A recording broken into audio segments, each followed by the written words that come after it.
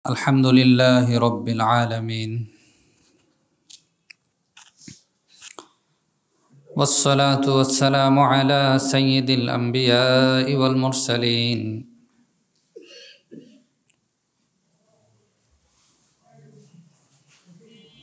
Amma ba'du fa'a'udhu billahi minash shaitanir rajim. Bismillahirrahmanirrahim. يا أيها الذين آمنوا من يرتد منكم عن دينه فسوف يأتي الله بقوم يحبهم ويحبونه أذلة على المؤمنين أعزة على الكافرين يجاهدون في سبيل الله ولا يخافون لومة لائم ذلك فضل الله يؤتيه من يشاء والله واسع عليم.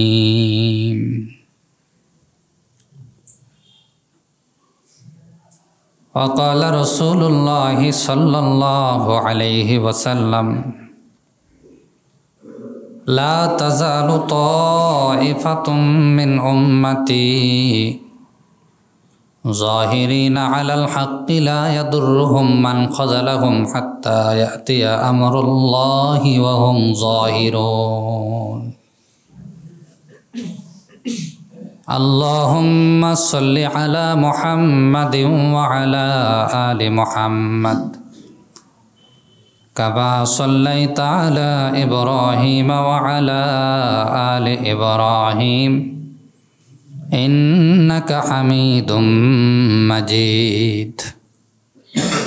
اللهم بارك على محمد وعلى آل محمد كما باركت على إبراهيم وعلى آل إبراهيم إنك حميد مجيد. محبت الشهيد পড়ছি اللهم صل على محمد وعلى آل محمد كما صليت على إبراهيم وعلى آل إبراهيم إنك حميد مجيد. اللهم بارك على محمد وعلى آل محمد كما باركت على إبراهيم وعلى آل إبراهيم إنك حميد مجيد. ربي زدني علما. আল্লাহ তাআলার দরবারে লাখো কোটি শুকর গুজার যে আল্লাহ রব্বে করিম আমাদেরকে আল্লাহর ঘর মসজিদে আসার বসার জুমার পূর্ব মুহূর্তে কিছু কথা বলার শোনার তৌফিক দান করলেন সে রব্বে করিমের উপর শুকরিয়া আদায় করছি আলহামদুলিল্লাহ। দরুদ ও সালাম পাঠ করছি পয়গম্বর আলাইহিস সালাতু ওয়াস সালামের উপর, বলছি সাল্লাল্লাহু আলাইহি ওয়াসাল্লাম। সম্মানিত উপস্থিতি, গত 3 সপ্তাহ ধরে আলোচনা চলছিল সূরাতুল মাইদার 54 নম্বর আয়াত। আমি আমার খুতবা তেলাওয়াতের ভিতরে দুরূদ শরীফ পড়ার পূর্ব মুহূর্তে কোরআনুল কারীমের একটি আয়াত গত 3 সপ্তাহ ধরে আলোচনা করছি। আয়াতটি কোরআনের 5 নম্বর সূরা 6 নম্বর পারা 16 নম্বর পৃষ্ঠা 54 নম্বর আয়াত। সূরার নাম সূরাতুল মাশাআল্লাহ, ছাত্ররা সব ভালো। সূরাতুল, আর আস্তে বলেন সূরাতুল, অর্থ বলেন সূরাতুল দস্তরখান। মুফাসসিরিন ইকরাম এই সূরার দ্বিতীয় আরও একটি নামকরণ করছে, সূরা উকুদ, সূরাতুল উকুদ। বাংলা বলেন অঙ্গীকার, কি বলেন? এই সূরার দুইটি নাম নিয়ে আমরা 2 সপ্তাহ আলোচনা করেছিলাম। অঙ্গীকারের বিষয়গুলো কি, আর এই মাইদাটা এত গুরুত্বপূর্ণ সূরা ফজিলত বর্ণনা করার পরে এই সূরাকে সূরায়ে দস্তরখান কেন বলা হলো, এ নিয়ে আমরা আলোচনা করতে যাই। কয় সপ্তাহ আলোচনা করছিলাম? 3 সপ্তাহ। আয়াতের মুরাদি অর্থ বলার পরে কুরআনুল কারীমের এই আয়াতে আল্লাহ রাব্বি কারীম কি বার্তা পাঠাচ্ছেন আমাদের জন্য, এ ব্যাপারে কয়েকটি প্রশ্ন রেখেছিলাম। গত সপ্তাহে শেষের দিকে আমি একটি প্রশ্নের উত্তর দিয়ে দিছি যে কুরআনুল কারীমের এই আয়াত কখন নাজিল হয়েছিল। রব্বি কারীম মুসলমানদেরকে ডেকে বলছেন, ইয়া আইয়ুহাল্লাযীনা আমানু, কাদেরকে? মুমিনদেরকে। হে ঈমানদারগণ, মান ইয়ারতাদ্দা মিনকুম আন দীনিহি, তোমরা যদি তোমাদের দিন থেকে, শ্রেয় দিন থেকে বিমুখ হয়ে যাও, মুখ ফিরে নাও, ফাসাউফা ইয়াতিল্লাহু বিকৌমি ইউহিব্বুহুম, আমি অচিরেই এমন একটি জাতি তৈরি করব যাদেরকে আমি আল্লাহ ভালোবাসবো। মাঝখানে একটি কথা না লাগায় দিলেই নয়, অর্থাৎ তুমি যদি তোমার দিন থেকে ফেরত চলে যাও তাতে আমি আল্লাহর কোনো কিছু যায় আসে? আমি এই ছোট ছোট বা বড় বড় বা যুবক, যে কোনো কালো ধলা, সুন্দর অসুন্দর কোনো কিছু দেখব না, শিক্ষাগত যোগ্যতা আছে বা নাই কোনো কিছু দেখব না, তোমাদের মধ্য থেকেই এমন একটি জাতি তৈরি করব যে জাতিকে আমি আল্লাহ ভালোবাসবো। সুবহানাল্লাহ। তারাও আমাকে ভালোবাসবে। তারাও কাকে ভালোবাসবে? অর্থাৎ যে জাতি, যে বান্দাগুলো তৈরি হবে, এই বান্দাগুলোকে তারাও ভালোবাসবে, আল্লাহ ভালোবাসবে। তারাও কাকে ভালোবাসবে? আল্লাহকে ভালোবাসবে। ফাসাউফা ইয়াতিল্লাহু বিকৌমিন ইউহিব্বুহুম ওয়া ইউহিব্বুনাহু আযিল্লাতিন আলাল মুমিনিন আইজ্জাতিন আলাল কাফিরিন, তারা মুমিনদের উপর হবে সহদয় আর কাফেরদের উপরে হবে কঠোর। সুবহানাল্লাহ। ইউজাহিদুনা ফি সাবিলিল্লাহ, তারা আল্লাহর রাস্তায় কি করবে? জিহাদ করবে। ওয়ালা ইয়াখাফুনা লাউমাতা লাইম, এই জিহাদ করতে যেয়ে কোনো নিন্দুকের নিন্দাকে তারা পরোয়া করবে না। যালিকা ফাদলুল্লাহি ইউতিহি মান ইয়াশা, এই ফজিলতটা আল্লাহ তাআলার পক্ষ থেকে দেওয়া, যাকে ইচ্ছা তিনি তাকে দান করেন। ওয়াল্লাহু ওয়াসিউন আলিম, আল্লাহু ওয়াসিউন আলিম।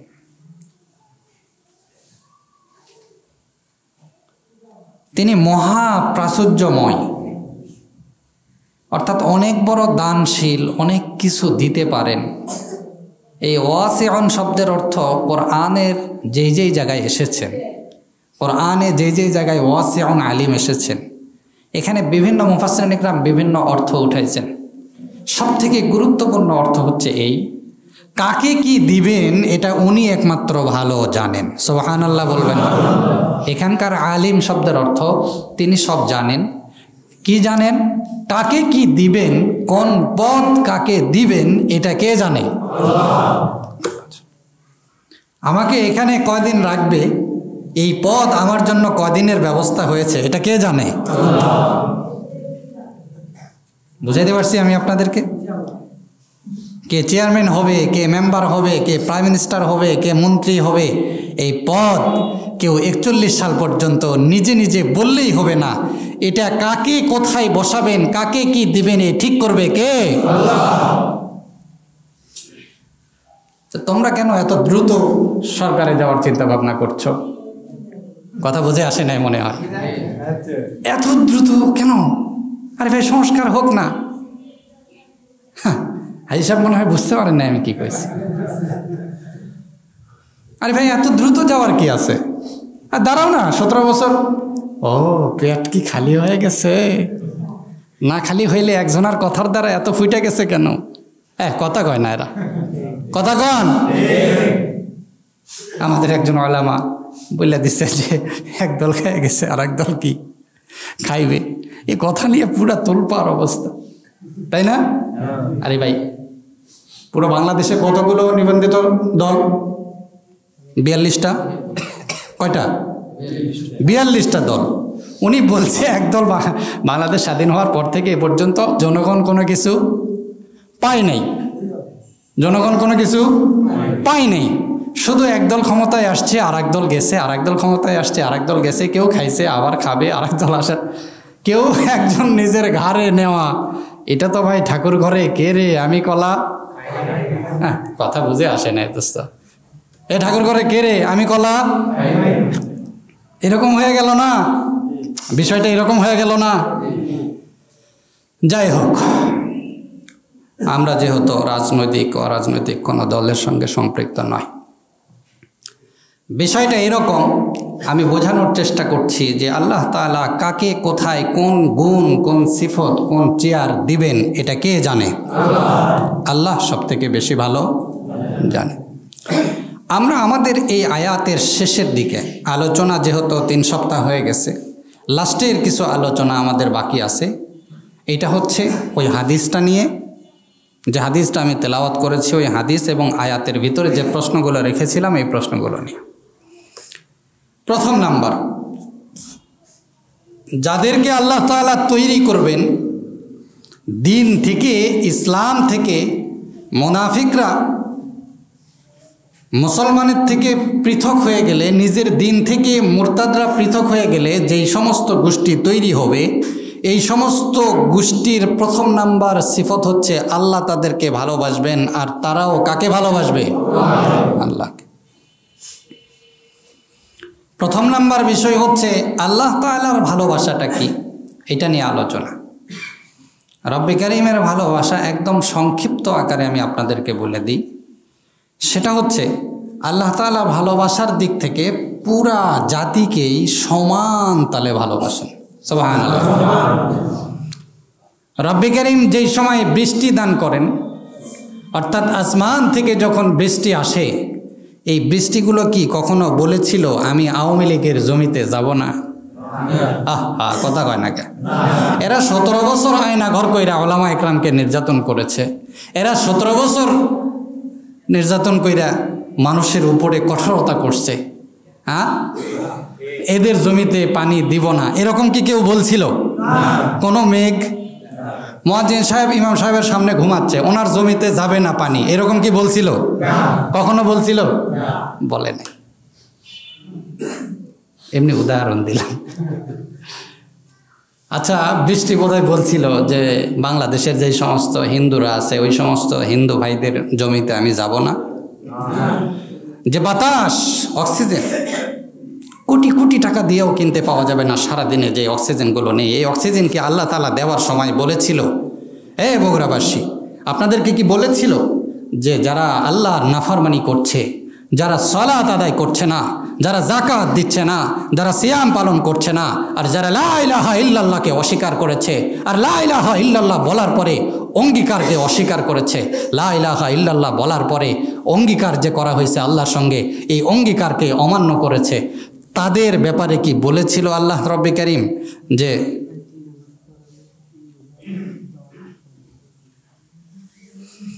ব্যাপারে কি বলেছিল যে তাদের জমিতে আল্লাহ তাআলা বৃষ্টি দিবে না? বলেছিল?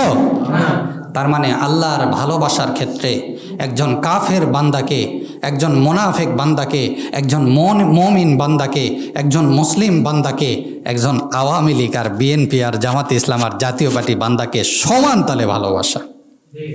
আরো আসতে বলেন।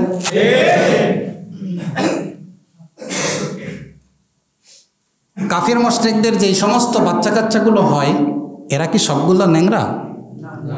চোখ কানা? কানে শোনে না? তাদের এক চোখ কম? রব্বে কারীম জানে, সেই রুহের জগৎ থেকে জানেই এরা আমার সঙ্গে কুফরি করবে, জানেই তসলিমা নাসরিন কুফরি করবে, জানেই মাসুদ কুফরি করবে, জানেই আওয়ামী লীগের মতো তথ্য সন্ত্রাস যারা ছিল প্রত্যেক বলবো না, আওয়ামী লীগের প্রত্যেক লীগকে বলবো না, যারা মানুষের উপরে সন্ত্রাসী করেছে আল্লাহ তাআলা জানতো যে এরা মানুষের উপরে 17 বছর পর্যন্ত নির্যাতন করবে। জানার পরেও কি তাদের 2 চোখের ভিতরে 1 চোখ কমায় দিছিল? কথা ভালো করে বুঝেন আপনারা। এবং এও জানে যে সামনে যারা শাসক গোষ্ঠী হবে তাদের ভিতরে কে কে খাওয়ার জন্য প্রস্তুতি গ্রহণ করেছে। আহা, কই হুজুর আপনি খালি আল জায়গায় হাত দেন। জানে না? জানে না? এরপরেও কি আল্লাহ তাআলা বলেছিল যে এদের 2 চোখের ভিতরে 1 চোখ কমায় দেওয়া হোক, এদের 2 কানের ভিতরে 1 কান কমায় দেওয়া হোক, এরা মানুষের উপরে জুলুম করবে, ক্ষমতার বড়াই দেখাবে। আল্লাহ তাআলা এর পরেও তাদেরকে ক্ষমতায় নেওয়ার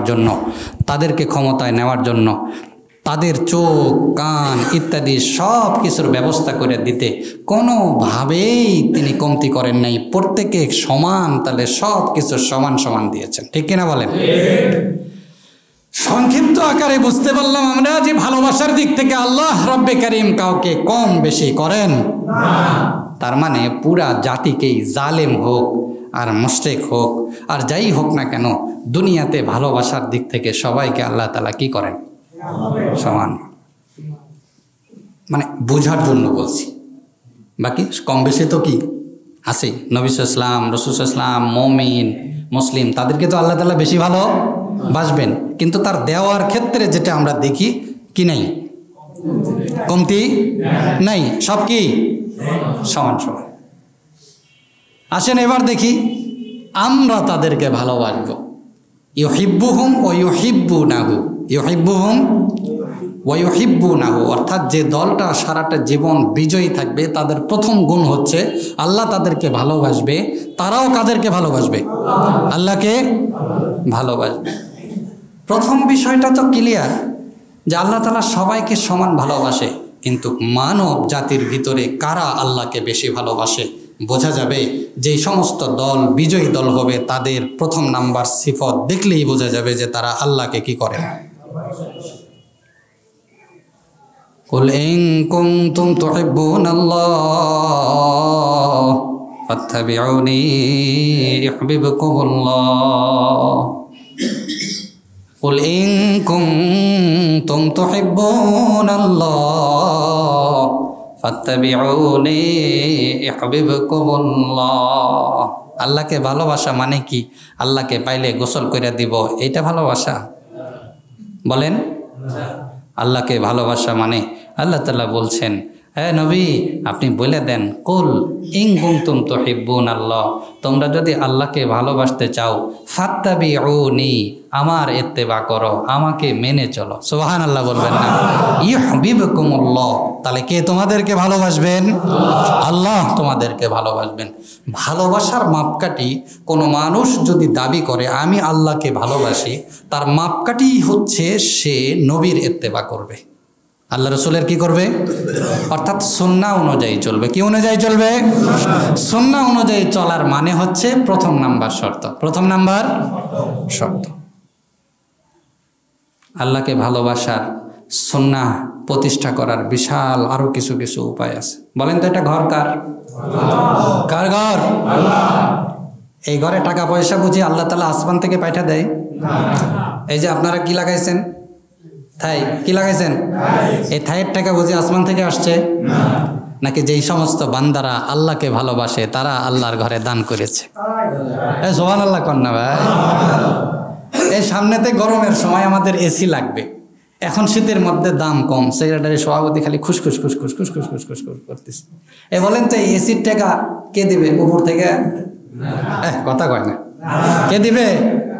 আরে যারা আল্লাহকে ভালোবাসে তারা আল্লাহর ঘরে কি দিবে? এসে দেয়া। কথা হুজুর কোন জায়গায় মেরা দিলেন? অসগবি এক কথা, অসগবি এক জায়গায় মেরা দিলেন, তো কিভাবে আর বুঝাবো আমি? বলে আল্লাহকে ভালোবাসা মানে হচ্ছে একজন ফকির, একজন মিসকিন, সে আপনার কাছে আসছে, তাকে ফেরত না দেওয়া, তাকে ফেরত আল্লাহর ঘরের একটা জিনিস লাগবে, সে জিনিস ব্যবস্থা হবে না। নিজের ঘরের এসি ঠিকই লাগাইছেন, নিজের সুন্দর গ্লাস ঠিকই লাগাইছেন, আর মসজিদের গ্লাস এত পরে হলো কেন? তার মানে আগে আল্লাহর ঘর ঠিক করতে হবে, পরে নিজের ঘর, ঠিক কিনা? বিল্ডিংটা আগে সুন্দর হবে কার ঘর? যেহেতু আমরা কাকে ভালোবাসি? কাকে ভালোবাসি? আল্লাহকে ভালোবাসি। যদি আল্লাহকে ভালোবেসে থাকি তো তার ঘরে তার বন্ধুরা আয়সা ইবাদত করবে, তার সঙ্গে প্রেম করবে। আর এই প্রেম করতে যেন কোনো সমস্যা না হয়, গরমের সময় শীতের সময় যেন কোনো সমস্যা না হয়। এই সমস্যার মোকাবেলায় আল্লাহর ঘরে যেই যেই জিনিস দরকার, এই জিনিসও দেওয়া কাকে ভালোবাসা। তাহলে প্রথম নাম্বার গুণ বগুড়াবাসীর আছে তো ইনশাআল্লাহ? হ্যাঁ ভাই, ইনশাআল্লাহ কিসের ইনশাআল্লাহ?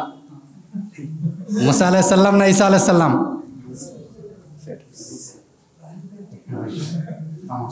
কেশিয়ার কই? খুব খুশি, দানের ওয়াজ করছে হুজুর। মানে দানের ওয়াজ করলে সভাপতি সেক্রেটারি কেশিয়ার সেই খুশি। আচ্ছা যাই হোক, খুশি। ওনারা কি বাড়িতে নিয়ে যাবে ভাই? বাসায় নিয়ে যাবে? বাসায় তো আর নিয়ে যাবে না, লাগাইলে কোথায় লাগাবে? মসজিদে লাগাবে। আমি আমার আলোচনার মধ্যে একটু টাচ দিয়ে দিলাম। ভাই হাত তুলে দেখান, জবাব যা সাধ্য অনুযায়ী দিবেন ইনশাআল্লাহ। ভাই হাত তুলে দেখান। ভাই আমি নির্দিষ্ট করবো না, কারো 5 টাকার মতো আছে, কারো 5,000-এর মতো আছে, কারো 50,000-এর মতো আছে। হাত নামাইছেন কেন আপনারা? এত অল্প সময় বলেন আল্লাহ আমার সাধ্য অনুযায়ী, যেহেতু আমি তোমাকে ভালোবাসি এই জন্য আমি সুন্নাহর উপরে তো চলবই, এবং তোমার হয়ে তোমার ঘরের জন্য অথবা ইতিম মিসকিন যাই আসুক না কেন, আমি তাদেরকে তোমাকে ভালোবাসার স্বার্থে দান খয়রাতের হাত বাড়ায় দেবো ইনশাআল্লাহ।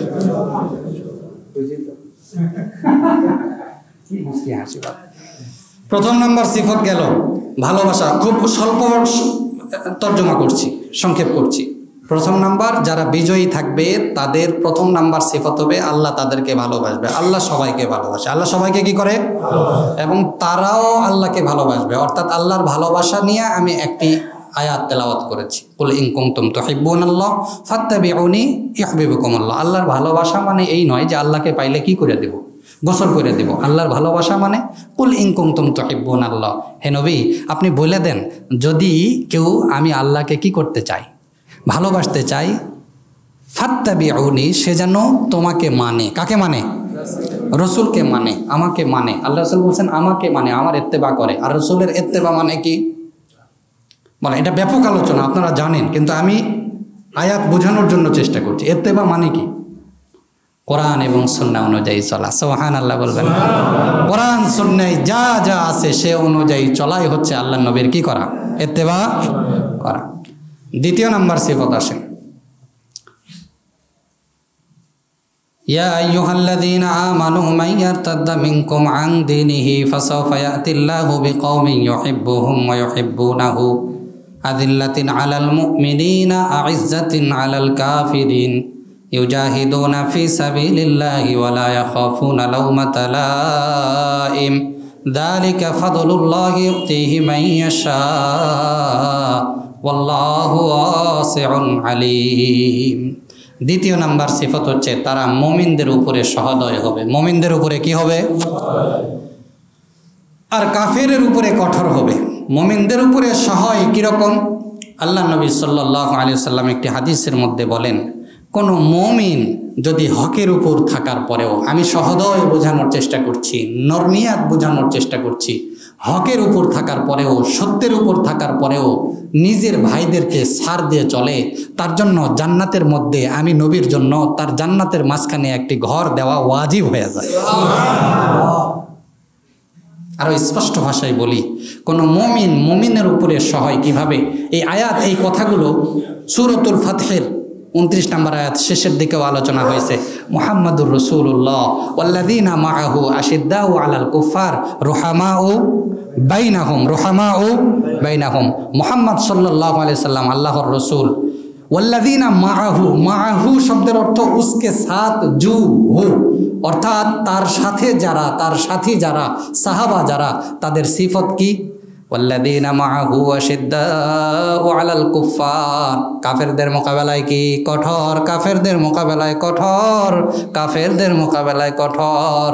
ওয়াল্লাযীনা মাআহু আশিদ্দাউ আলাল কুফফার রুহামাউ বাইনাহুম, নিজেদের মোকাবেলায় সহদয়। সুবহানাল্লাহ বলবেন না?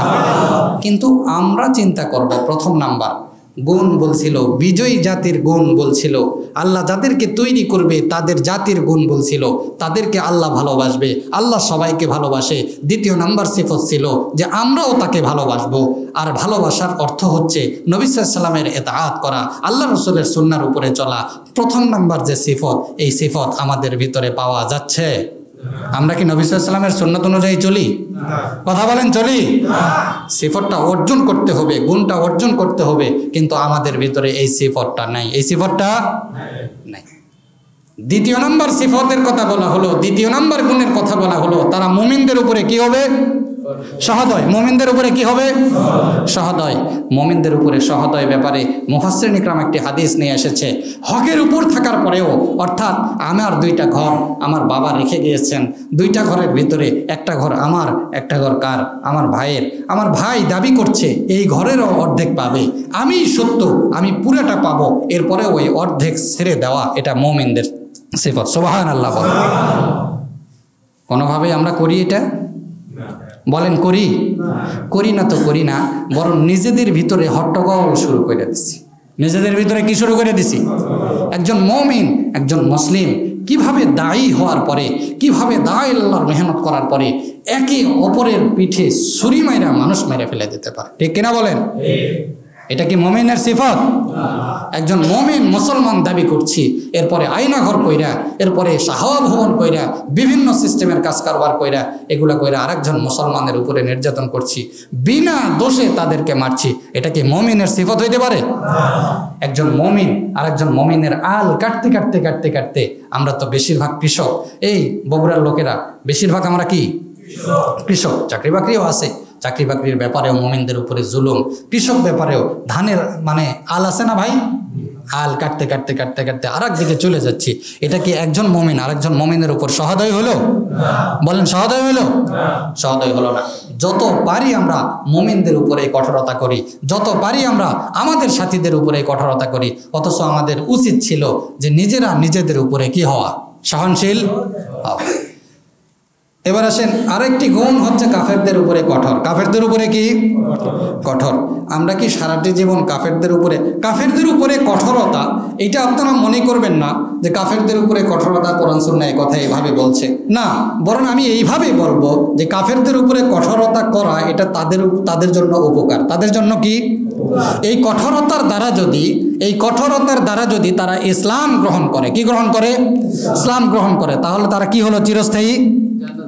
বলেন তারা কি হলো? চিরস্থায়ী কি হলো? জান্নাতে গেল। এই কঠোরতার দ্বারা যদি তাদের উপরে কঠোরতার দ্বারা যদি জিহাদ ফি সাবিলিল্লাহ করার দ্বারা যদি তারা ইসলাম গ্রহণ করে, তারা কোথায় গেল? আপনি তো ভাই আখলাক দেখাবেন, আপনি তো ভাই আদর্শ দেখাবেন, সঙ্গে কঠোরতাও যদি করেন, এমন কোন কঠোরতা যে কঠোরতা ইসলামী আইনের কঠোরতা, অর্থাৎ জিজিয়া নেওয়ার কঠোরতা। কি কঠোরতা? এই কঠোরতা যে তোমরা তোমাদের দেশে এইভাবে থাকবা যে ইসলাম তোমাদের উপরে প্রতিষ্ঠিত থাকবে এবং সেভাবেই তোমরা তৃতীয় পর্যায়ের লোক হয়ে থাকবা, কারণ আল্লাহর জমিনে কার হুকুম চলবে? তোমাদের কোনো আদর্শ চলবে না, আল্লাহর হুকুম চলবে। এই কঠোরতাগুলো যদি আমরা দিই তাদের উপরে, এই কঠোরতা দেওয়ার দ্বারা তাদের উপকার না ক্ষতি? উপকার। তাই বলে কি তাদের বাড়িঘর ভাঙ্গা? বলেন, হিন্দু খ্রিস্টান বৌদ্ধ যারা আমাদের বাংলাদেশে আছে, তাদের কি বাড়িঘর আপনারা ভেঙবান? মূর্তিগুলো কি ভেঙে দিবেন? হ্যাঁ ভাই, মূর্তিগুলো ভেঙে দিবেন না? তাদের মন্দিরগুলো কি ভেঙে দিবেন? তাদের উপরে এই কঠোরতা করবেন যে তাদের মাল সামানা নিয়ে নেবেন, এরকম না। আল্লাহ তাআলা এই কঠোরতা বুঝাই নাই। আল্লাহ তাআলা কঠোরতা বুঝাইছে ওইটার, যে কঠোরতা তারা মানে কুফরি করার দ্বারা যে গুনাহটা করছে, সেই গুনার প্রেক্ষিতে তাদের কঠোরতার কথা বলছে। বুঝাইতে পারছি আমি ইনশাআল্লাহ? এরপরে আসেন, একটি সিফত হচ্ছে তারা আল্লাহর রাস্তায় কি করবে? জিহাদ করবে। এখানে কোরআনুল কারীমের ভিতরে যে সমস্ত জিহাদের আয়াতগুলো আসছে, ইউজাহিদুনা, জাহাদা ইয়াজহাদু, এই সমস্ত শব্দের ব্যাপক আলোচনা। কখনো কখনো ইউকতিলুনার অর্থ আসছে, কখনো কখনো কিসের অর্থ আসছে? ইউকতিলুনার অর্থাৎ সশস্ত্র সংগ্রামের। আর কখনো কখনো জাহাদা ইয়াজহাদুর অর্থ আসছে চেষ্টা করা, প্রাণান্ত কি করা? চেষ্টা করা। কি করা ভাই? চেষ্টা করা। চেষ্টাটা নানানভাবে হইতে পারে। এটা এমন হইতে পারে যে আমরা আমাদের শক্তি সঞ্চয় করছি, এই চেষ্টা, আমরা দাওয়াত দিচ্ছি, এই চেষ্টা, আমরা মানুষকে বোঝানোর চেষ্টা করছি যে ভাই ইসলামিক এমারা হইলে, ইসলামী খেলাফত ব্যবস্থা যদি চালু হয়ে যায়, এই আহাজারি আর থাকবে না। যদি কালেমার পতাকা কি হয়? উত্তোলন হয়, কালেমার পতাকা তলে যদি সবাই আসে, এই জাতীয়তাবাদের পতাকা যেগুলো আছে পুরো পৃথিবীব্যাপী, এগুলার তলে শান্তি নাই। আসলে কালেমার পতাকা যেদিন উঠবে আর সেই দিনই সবাই শান্তি পাবে। সুবহানাল্লাহ। কোনো একদিন আমরা কথা বলি না, এদেশের আকাশে কালেমার পতাকা দুলবে। আপনি পারেন না? আপনারা চুপ করে আছেন কেন?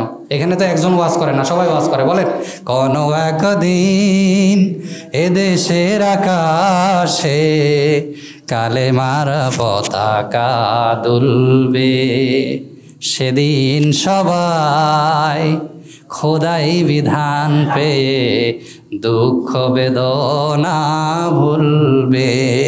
খোদাই বিধান পেলে তো দুঃখ বেদনা ভোলারই কথা। কি বলেন আপনারা?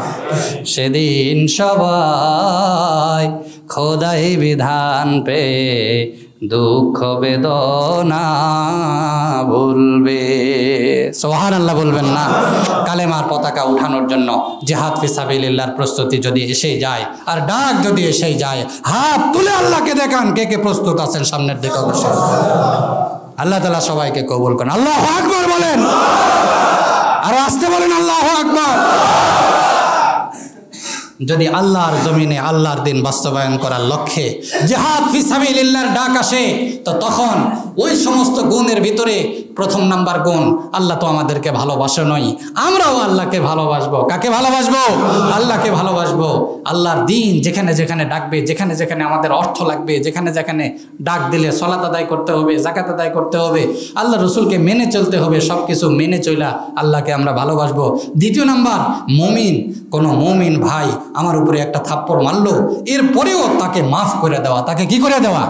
সহদয় হওয়া। আরেকটা থাপ্পড় সমান সমান মারা তার উপরে কি আছে? জায়েজ আছে। কিন্তু আপনি মারলেন না, নবী সাল্লাল্লাহু আলাইহি ওয়াসাল্লাম বলেন, তো আপনার জন্য জান্নাতের মাঝখানে একটি জান্নাতি ঘর বানায় দেওয়া তার জন্য ওয়াজিব হয়ে যাবে। মুমিনদের উপরে সহদয় হব, আর কাফির মুশরিকদের উপরে কোরআন সুন্নাহ অনুযায়ী কঠোরতা অবলম্বন করব, যেন তারা কি করে? ইসলাম গ্রহণ করে এবং ইসলামী আইন অনুযায়ী চলে। ইসলাম গ্রহণ না করলেও তারা যেন জিজিয়া কর দিয়ে চলে, জিজিয়া কর দিয়ে চলে, এই কঠোরতা অবলম্বন করব। সঙ্গে এটা করার উদ্দেশ্যে কোনোভাবেই পিছপা হব না। ইউজাহিদুনা ফি সাবিলিল্লাহ, আল্লাহর রাস্তায় যুদ্ধ করব, আল্লাহর রাস্তায় সশস্ত্র সংগ্রাম করব, চেষ্টা করতে থাকবো। চেষ্টা করতে করতে করতে করতে কোনো এক সময় আমার হাত বেঁধে তারা নিয়ে চলে যাবে, কোনো এক সময় আমাকে বাধা দেবে, কোনো এক সময় আমাকে ফাঁসির মঞ্চে চড়াবে। কিন্তু তারপরেও আমরা লা ইয়াখাফুনা লাওমাতা লাইম, কোনো নিন্দুকের নিন্দাকে পরোয়া করব না। কোনো এক সময় আমাকে জঙ্গি বলবে, কোনো এক সময় আমাকে সন্ত্রাস বলবে, কোনো এক সময় আমাকে দেশ বিরোধী বলবে, কোনো এক সময় আমাকে জাতি বিরোধী বলবে, কোনো এক সময় আমাকে পতাকা বিরোধী বলবে, কোনো এক সময় আমাকে সংবিধান বিরোধী বলবে, কোনো এক সময় আমাকে যা ইচ্ছা তাই বলতে থাকবে। কিন্তু লা ইয়াখাফুনা লাওমাতা লাইম, হযরত আবু বকর সিদ্দিক রাদিয়াল্লাহু আনহুর মতো হুঙ্কার ছাড়ব পুরা পৃথিবীর সমস্ত মানুষ, সমস্ত গাছ, সমস্ত জিন যদি আমার বিপক্ষে দাঁড়ায়, তো আমি যদি একজনও হই, তো আল্লাহর জমিনে আল্লাহর দিন বাস্তবায়ন করার লক্ষ্যে জিহাদ ফি সাবিলিল্লাহ করতে যাইয়া আমার কোনো নিন্দুকের নিন্দাকে পরোয়া করব আর আসতে বলেন। আপনারা কি চান না এই সমস্ত গুণ আপনাদের আসুক? এবার আসেন 2 মিনিটে আবার আলোচনাগুলো দোহরায়া দিই। আল্লাহ যাকে ইচ্ছা তাকে এটা দান করেন, আর আল্লাহ জানেন কাকে দান করতে হবে। কিন্তু আমরা আল্লাহর কাছে দোয়া করি, আল্লাহ হযরত আবু বকর সিদ্দিক রাদিয়াল্লাহু আনহুর নেতৃত্বে যে সমস্ত দলগুলো ছিল তাদের মতো গুণ বিশিষ্ট দল এখনো আমাদেরকে বানায়া দেন। সুবহানাল্লাহ বলেন, আমিন বলেন, আমিন। গুণগুলো ছিল এই, ইয়া আইয়ুহাল্লাযীনা আমানু মান ইয়ারতাদ্দা মিনকুম আন দীনিহি ফাসাউফা ইয়াতিল্লাহু বিকওমিন ইউহিব্বুহুম ওয়া ইউহিব্বুনাহু আযিল্লাতিন আলাল মুমিনিন আ'ইজ্জাতিন আলাল কাফিরিন ইউজাহিদুনা ফি সাবিলিল্লাহি ওয়া লা ইয়াখাফুনা লাওমাতা লাইম যালিকা ফাদলুল্লাহি ইউতিহি মান ইয়াশা আল্লাহু ওয়াসিউন আলিম। সুবহানাল্লাহ বলবেন না? আমি এমন জাতি তৈরি করব, তোমরা দিন থেকে ফেরত যাও তাতে আমার যায় আসে না। এমন জাতি তৈরি করব যে জাতিকে আমি আল্লাহ ভালোবাসবো, আমারেও তারা ভালোবাসবে। তারা মুমিনদের উপরে হবে সহদয়, কাফেরদের উপরে হবে কঠয়। তারা আল্লাহর রাস্তায় করবে জিহাদ এবং তারা নিন্দুকের নিন্দাকে পরোয়া করবে না। কখনোই তারা নিন্দুকের নিন্দাকে পরোয়া করবে না। এটা আল্লাহ তাআলার ফজিলত, যাকে ইচ্ছা তাকে দান করেন। আর আল্লাহ তাআলা মহা প্রাচুর্যময়, উনি জানে কাকে কি দান করতে হবে। আয় আল্লাহ বলেন, আল্লাহ এই 4টি গুণ আমাদের ভিতরেও দিয়ে দেন। আল্লাহ আমরা যেন নবীর ইত্তেবা কইরা আপনাকে ভালোবাসতে পারি। বলেন বলেন আমিন। আয় আল্লাহ আমরা যেন রাসূল সাল্লাল্লাহু আলাইহি ওয়াসাল্লামের আপনার ভালোবাসার কমতি নাই, কিন্তু আমাদের ভালোবাসার কমতি আছে। আমরা যেন রাসূল সাল্লাল্লাহু আলাইহি ওয়াসাল্লামের ইত্তেবা কইরা কাকে ভালোবাসতে পারি? আল্লাহ আপনাকে ভালোবাসতে পারি। এবং মুমিনদের উপরে, আমাদের দ্বীনী ভাইদের উপরে, আমাদের মুসলমান ভাইদের উপরে, একে অপরের উপরে যেন সহদয় হই। সুবহানাল্লাহ বলেন। এবং দ্বিতীয় নাম্বার বলেন আমিন। এবং আল্লাহ আমরা যেন কাফের মুশরিকদের উপরে কোরআন সুন্নাহ অনুযায়ী কঠোরতা অবলম্বন করতে পারি। বলেন আমিন। আয় আল্লাহ আপনার রাস্তায় যেন জিহাদ করতে পারি। সকলেই বলেন আমিন। আল্লাহ এই ফজিলত যেহেতু আপনার পক্ষ থেকেই, তাই আপনাকে ভালোবাসতে যায়া, মুমিনদের উপরে সহদয় হতে যায়া, কাফেরদের উপরে কঠোরতা অবলম্বন করতে যায়া, আল্লাহর জমিনে আল্লাহর দিন বাস্তবায়ন করার লক্ষ্যে জিহাদ ফি সাবিলিল্লাহর মাঠে নামার দ্বারা কেউ যদি আমাকে জঙ্গি বলে, কেউ যদি আমাকে দেশবিরোধী বলে, কেউ যদি আমাকে রাষ্ট্রবিরোধী বলে, কেউ যদি আমাকে পতাকা বিরোধী বলে, কেউ যদি আমাকে সংবিধান বিরোধী বলে, এরপরেও কোনো নিন্দুকের নিন্দাকে পরোয়া না করার মতো তৌফিক দান করেন। সকলেই বলেন আমিন। এবং আপনি যাকে ইচ্ছা তাকেই যেহেতু দান করেন, আল্লাহ আমাদেরকে এই সমস্ত গুণ দান করেন। আল্লাহ তাআলা হাদিসের ভিতরে, আল্লাহ রাসূল সাল্লাল্লাহু আলাইহি ওয়াসাল্লাম হাদিসের ভিতরে বলছেন, হাদিসের ভিতরে এই আয়াত তেলাওয়াত করার সময় যে হাদিসটা আমি তেলাওয়াত করেছিলাম, মুসলিম শরীফের আইনি কিতাবের 145 নম্বর পৃষ্ঠায়, 145 অথবা আনুমানিক কম বেশি হইতে পারে 345 অথবা 145, এরকম একটি পৃষ্ঠায় আইনি কিতাবের মাঝখানে 1920 নম্বর হাদিস আমি তেলাওয়াত করেছিলাম। আল্লাহ রাসূল সাল্লাল্লাহু আলাইহি ওয়াসাল্লাম বলেন, লা তাজালু তাইফাতুম মিন উম্মতি যাহিরিন আলাল হাক্কি লা ইয়াদুররুহুম মান খাযালাহুম হাত্তা ইয়াতি আমরুল্লাহি ওয়া হুম যাহিরুন। সম্মানিত উপস্থিতি, বগুড়াবাসী, আপনারা হয়তো বলতে পারেন, হুজুর এই দল কি এখনো পর্যন্ত থাকবে? আল্লাহ রাসূল সাল্লাল্লাহু আলাইহি ওয়াসাল্লামের কথা সত্য না মিথ্যা? সত্য না মিথ্যা? সত্য। বিশ্বনবী মুসলিম শরীফের সহিহ হাদিসে বর্ণনা করছেন, লা তাজালু তাইফাতুম মিন উম্মতি, আমার উম্মতের ভিতরে একটি তাইফা, একটি গোষ্ঠী সর্বক্ষণ তারা কি বিজয়ী থাকবে, যাহিরিনা আলাল হাক্কি। সুবহানাল্লাহ বলেন। হকের উপরে প্রতিষ্ঠিত থাকবে ছোট্ট একটি তাইফা, হকের উপরে কি থাকবে? প্রতিষ্ঠিত থাকবে, বিজয়ী থাকবে, তারা সার্বক্ষণিক বিজয়ী থাকবে। লা ইয়াদুররুহুম মান খাযালাহুম, তাদের যদি কেউ ক্ষতি করতে চায় তারাই লাঞ্ছিত হবে, তারাই কি হবে? হাত্তা ইয়াতি আমরুল্লাহি ওয়া হুম যাহিরুন, কিয়ামত পর্যন্ত সে দল বাকি থাকবে। সুবহানাল্লাহ বলেন। সুবহানাল্লাহ বলেন। সম্মানিত উপস্থিতি, আমি এখন দেখতে পাই এই দলের নমুনা 80% আল কায়দা তালেবানের ভিতরে, ঠিক কিনা বলেন? পুরো পৃথিবীকে কাঁপায় দিয়া তারা মুমিনদের উপরে সহদয় ছিলেন, তারা মুসলমানদের উপরে সহদয় ছিলেন।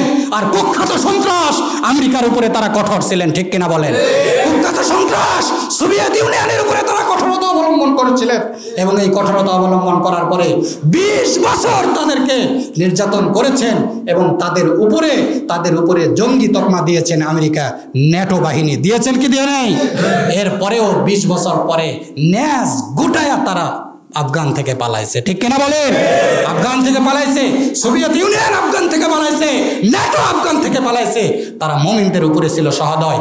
আপনাদের সামনে অন্য কোনো গোষ্ঠী আসতে পারে, অন্য কোনো দল আসতে পারে। আমার ব্যক্তিগত থিসিস আমি আপনাদেরকে বললাম, ব্যক্তিগত চিন্তা ভাবনা আমি বললাম। পৃথিবীতে বর্তমান কোরআন সুন্নাহর সঙ্গে 80% মিল, 100% মিল হয়তো পাওয়া যাবে কিনা আমি জানি না, 80% মিল তালেবান, আল কায়দা, এবং তাদেরকে আল্লাহ তাআলা বিজয় দান করছেন। সুবহানাল্লাহ। সম্মানিত বড়রা, আমাদের বড়রা, পুরো বাংলাদেশের বড় উলামা ইকরামদেরকে আহ্বান করছি আমি এখান থেকে, এই ছোট্ট জায়গা থেকে বগুড়া থেকে আমি ঢিল ছড়ছি ভাই, পুকুরে যদি বড় ঢিল মারা হয় ঢেউটা শেষ পর্যন্ত যায় কিনা? যায় না? যায়। বসেন, যায়। ছোট ঢিল মারলেও যায় কিনা? আমরা হয়তো বা এখান থেকে এই বগুড়া একটা জায়গা থেকে বাংলাদেশের ছোট ঢিল মারছি, এই ঢেউ শেষ পর্যন্ত পৌঁছো। আমি আহ্বান জানাবো রাসূল সাল্লাল্লাহু আলাইহি সাল্লামের তরিকায় আপনারা আবার ফেরত আসেন, তো আপনাদেরকেও আল্লাহ বিজয় দান করবে। আর আব্রাহাম লিঙ্কনের মতবাদ নিয়ে আপনারা চলবেন, আপনারা মাও সেতুর মতবাদ নিয়ে চলবেন, সমাজতন্ত্র নিয়ে চলবেন, গণতন্ত্র নিয়ে চলবেন। এ পথে কতটুকু সফল হবেন আমি জানি না। যদি সরকারে যেতেও পারেন তো আপনার 2 হাত বাঁধা, 2 পা বাঁধা। কার কাছে? গণতন্ত্রের কাছে। কার কাছে? আপনি ইসলামী রাষ্ট্র কায়েম করতে পারবেন না। তবে হ্যাঁ, মুজাহিদদের সহায়ক হবেন, দ্বীনি ভাইদের কি হবেন?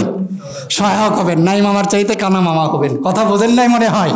আরে ভাই, যেই সমস্ত শাসক গোষ্ঠীরা আমাদেরকে কলা দেখায় মূলা খাওয়াইছে, ওই সমস্ত শাসক গোষ্ঠীর থেকে তুলনামূলক ভালো হবেন, এ ব্যাপারে আমার কোনো কি নাই, সন্দেহ নাই।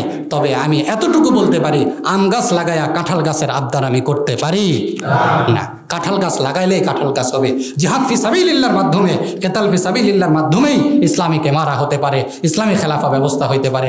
গণতন্ত্রের মাধ্যমে ইসলামীকে মারা খেলাফা হবে না।